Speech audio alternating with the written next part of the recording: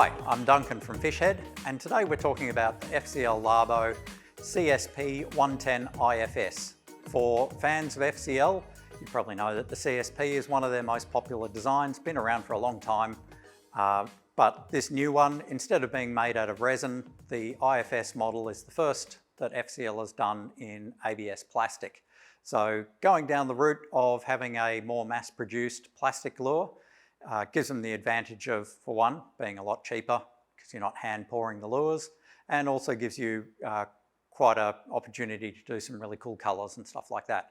So the new 110 IFS, it's that smaller flat stickbait style and also light pelagic lure, which has been really, really popular. It has a little bit more weight in the sinking model, so being able to make it out of plastic, they've made it slightly heavier, and the action is as good, if not just a little bit sharper and more reactive than the older models. The floating model has a nice chopping action and subsurface S-shaped swimming action as well, which is really nice.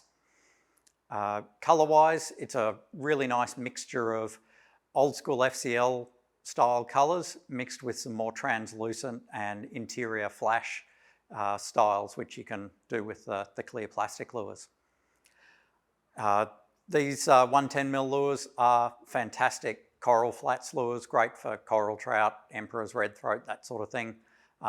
Really good for smaller trevallies around headlands, absolutely deadly on long-tailed tuna, and down south they're a superb all-rounder stick bait for chasing kingfish, salmon, tailor, that sort of thing, and bonitos as well. So yeah, Alex is stepping in today to do the casting action for me, because until my collarbone heals, I'll be talking, not casting. But yeah, I'll take you through what these lures can do.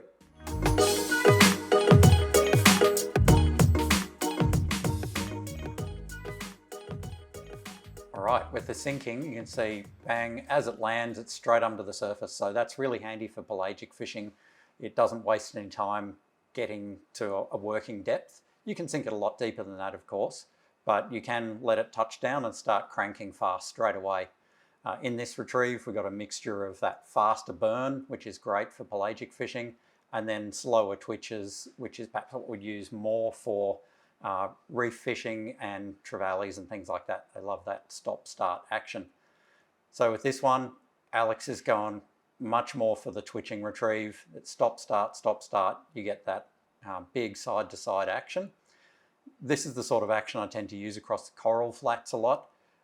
If you cast a long way over the flats, and as your lure comes up on any kind of obstacles or obstructions, little cuts in the reef, mushroom bommies, you can pause it and let it sink down half a metre or so, and just give it that time to get quite close to the reef. Then a couple of short, sharp twitches like these, you'll see things come out from under cover and belt it.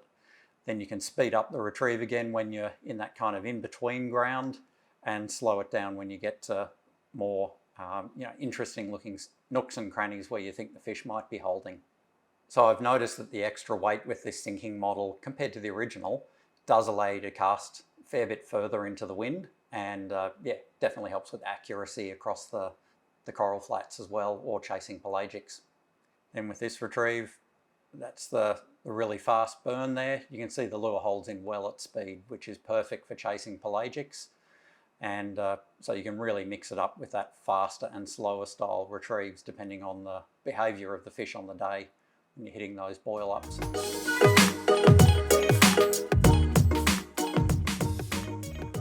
Onto the floating lure. Obviously, best thing about the floating is because it sits there, you can work it a lot slower. The chisel face gets the opportunity to pull a lot more bubbles in this on this style of lure. So yeah, you're getting a lot more aggressive action across the surface, and then you can slow everything down and just let it sit there for a while as well. In this first part of the retrieve, he's really trying to get as many splashes and bubbles from it as possible.